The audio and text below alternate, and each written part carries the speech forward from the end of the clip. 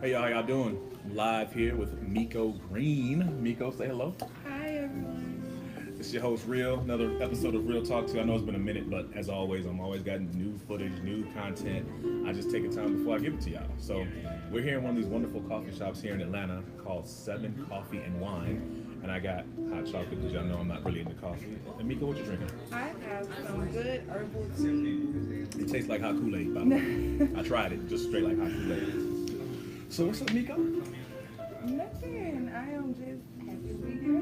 Yeah? I want to know a little bit about you. Yes. If y'all don't know, Miko is a premier chef out here in Atlanta, as I call it, I think. Because okay, let me tell you something. I don't like different types of food. I'm a straight chicken and beef and steak type of dude. But Miko hooked up some, is it spaghetti squash or squash spaghetti? I always get it wrong. Spaghetti squash. Spaghetti squash. And it was good. So tell us about that love for cooking.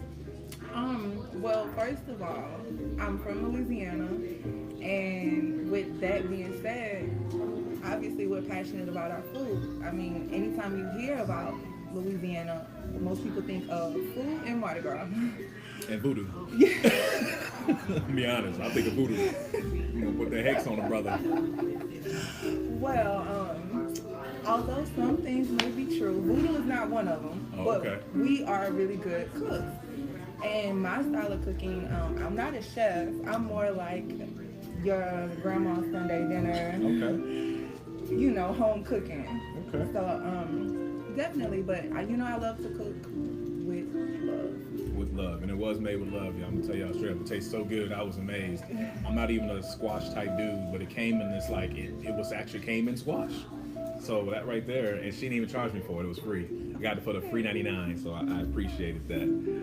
But yeah, so at this spot, like always, when I had these conversations, I always try to find out what I can about people. So Miko, I'm gonna talk to you about a few different things out here in this world since you're from Louisiana. First of all, Louisiana. So were you there around Katrina? Yes, but the city that I'm from wasn't affected by Katrina. We were actually affected by Rita. Rita? Yeah. Which I heard was worse than Katrina. Yeah, it was actually worse, but Katrina was so horrible because of the broken levees. Okay. But I mean, even still, the whole state felt the effects of Katrina.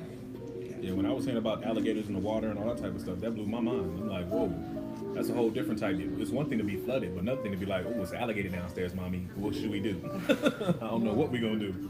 Yeah. So other things about Louisiana. So I know the film industry is big out there now because after Katrina, a lot of people started filming stuff down there. Did you see any of the filming? Did you get a chance to be a part of any of the movie scene that happened down there?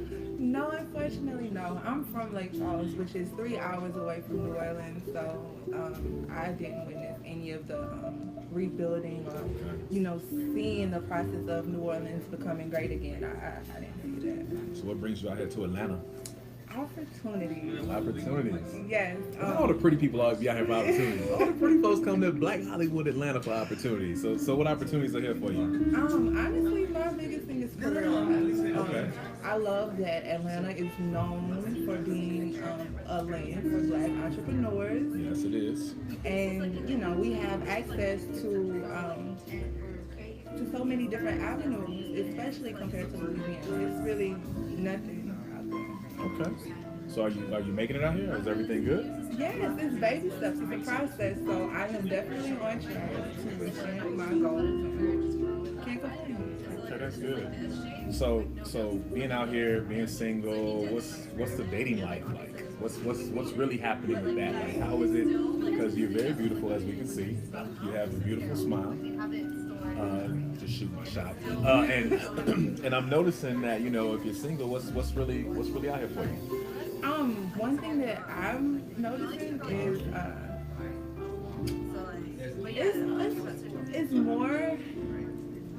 it's more work in Atlanta. Okay. Because it's more people that are attracted to the way I look because I look so different compared to Louisiana. Everybody, it's, Really? Yeah. Don't nobody book no flight. Look, don't book a flight. Right. And honestly, it's just, I feel that Louisiana women are beautiful. I'm not even talking about myself. Yeah. I mean, look at Beyonce. She said, you know, you mix that Negro with that Creole. Okay. You're right. But that's not to take away. I feel like, you know, all races and culture, every area have their different type of beauty. Okay. But yeah, it's just one thing that it's just a lot of, I guess, negative attention is what I'm finding. How so? How do men approach you? Mostly it's guys that are, I don't want to say like the typical persona of what you see in a hip hop video, but there's no respect, there's no courtship. She mean thugs. She mean y'all thugs out there with your tight pants sagging. That's what you're talking about, thugs. Us women don't like that. Women don't like that. Real women don't like that. You sag your pants, you cannot get a real woman. You can get Boquisha though. And her 10 kids. Exactly. For tax time, she's gonna be lit around tax season.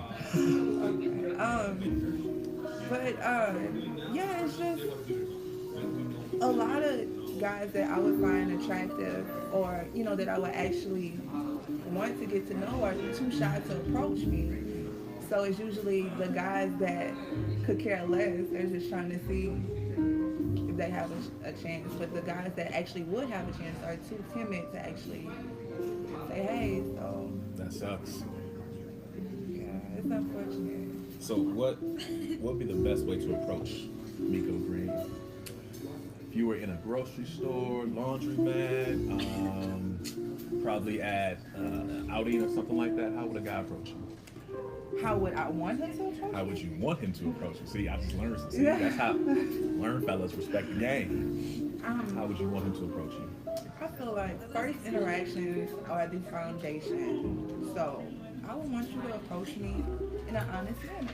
Okay. So if it was something that caught your eye that isn't disrespectful, man, you can't say, you know, she got a big behind. Like that.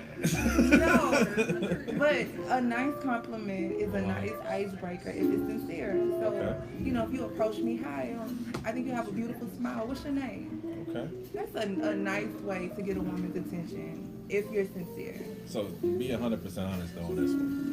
A man approach gives you the perfect respect, says, hey, you have a beautiful smile, my name is such and such, here's my phone number. How long before you call him back? Do you call him? If he gives me his number, I'm 28. I do not believe in playing mind games, so I will call you fairly soon. Fairly soon. That's good. Y'all hearing this? Big game. Big game. So he calls you up and there's a connection. What would be an ideal situation or ideal date for you? The ideal situation would be to first have a stimulating conversation. Okay. I feel like before we go to the second step of actually having a date, I feel that there should be some type of interest, especially in conversation. Because if I can't vibe with you over a phone, I don't want to spend an hour with you on an outing. Good point. Y'all listening? Y'all fellas listening? You gotta vibe. Gotta make that connection. Gotta have conversation. Yeah. Have personality. So be able to say something to get her attention. Yes. You know what I'm saying? Talk about something that's gonna at least stimulate the mind. Gotta learn here. So he stimulates your mind, and you make a connection. Then what's the next? You said step 2. What's step 2? Step 2 would be going out on an actual date. Okay. And mind you, Atlanta has such a bad reputation with, I hate to say gold diggers. Okay. But to break that stigma, I feel that a good date would be something that's free, a walk in the park. It's basically just to spend time with that person and have a good conversation like you did over the phone. Okay. So then what would be, after that conversation, you go out, where you guys going? What's nice to you? Honestly, I would like something that we're interacting or doing an activity that's fun, so I can see a different side of you. Because we've already established a good conversation over the phone. So I would definitely like to see you in a more comfortable zone. So I would like to insert myself into his life. So for instance, if he loves playing basketball, we can maybe go, grab something to eat and then go and play basketball. Wow, you guys hearing this? She's making it a point where she would actually do what you like to do. Yeah, I think that's important because I want to see you learn so many things from a person. That's true. Like sportsmanship. Yes. Oh wow. Okay.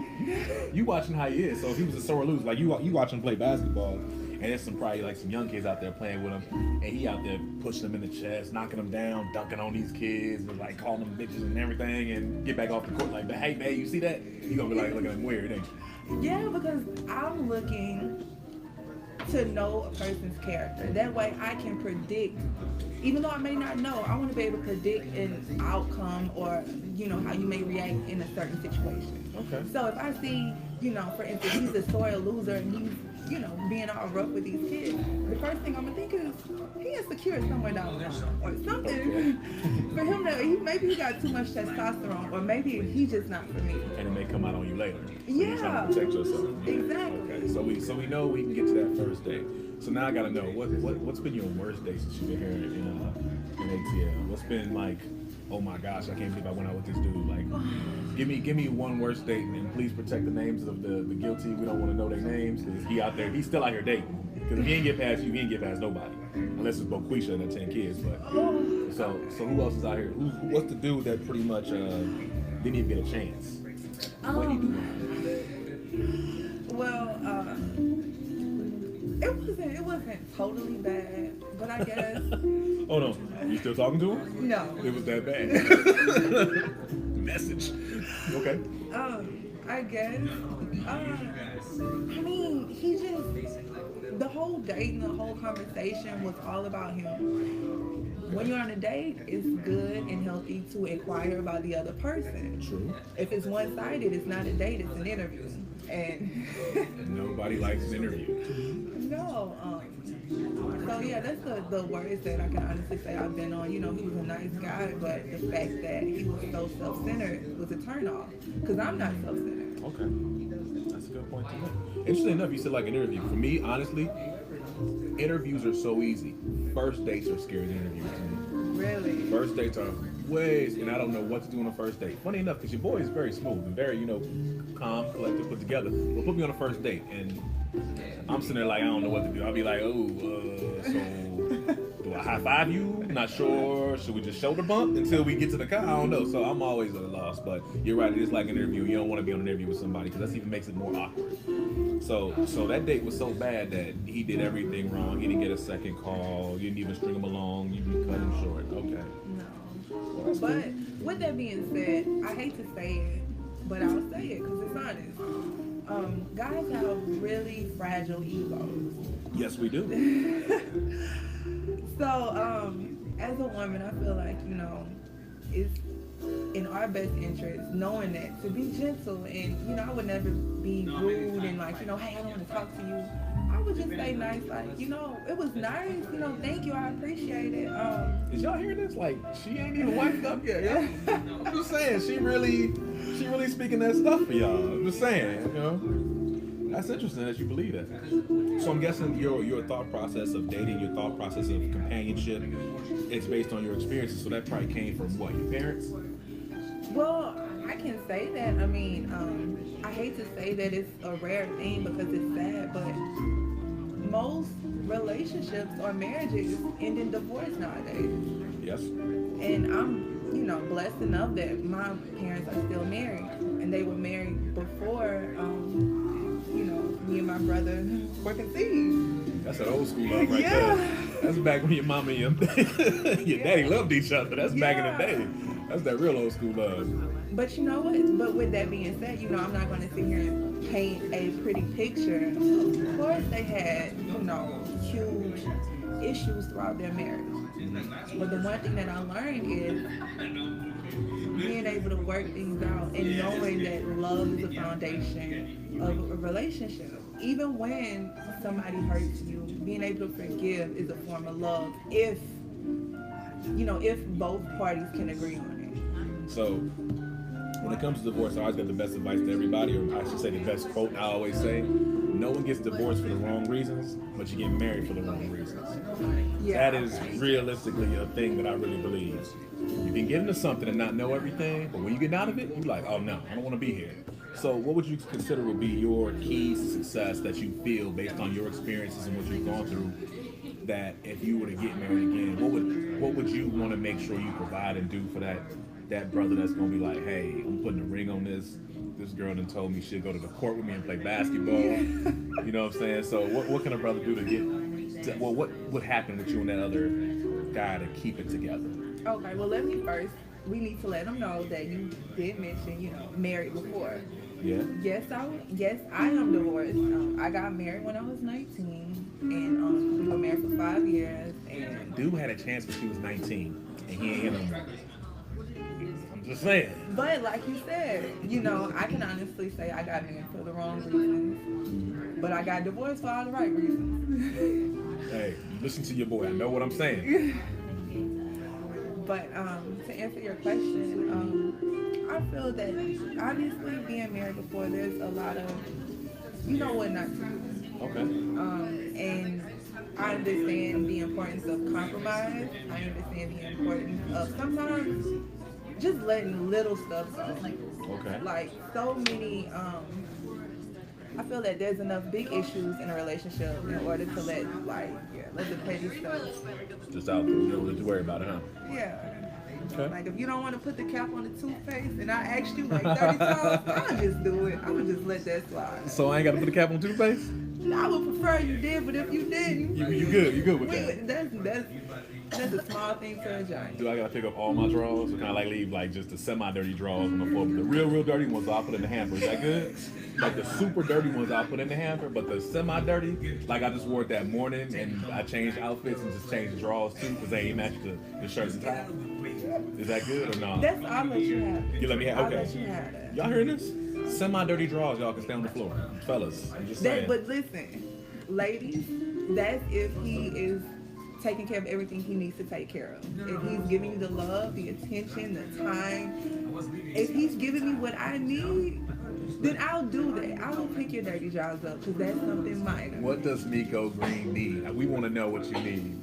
What do I need? And what aspect? You gotta be specific. That is true. I gotta be specific. Okay, so what do you need from your man in the thought process of emotional stability? The number one thing is being able to listen. Okay. Because at the end of the day, I believe that we not psychics. You can't read my mind, and I feel like that's where relationships go terribly wrong, is because people don't know how to communicate with one another. Very true. Very true. So what do you need as far as spiritually?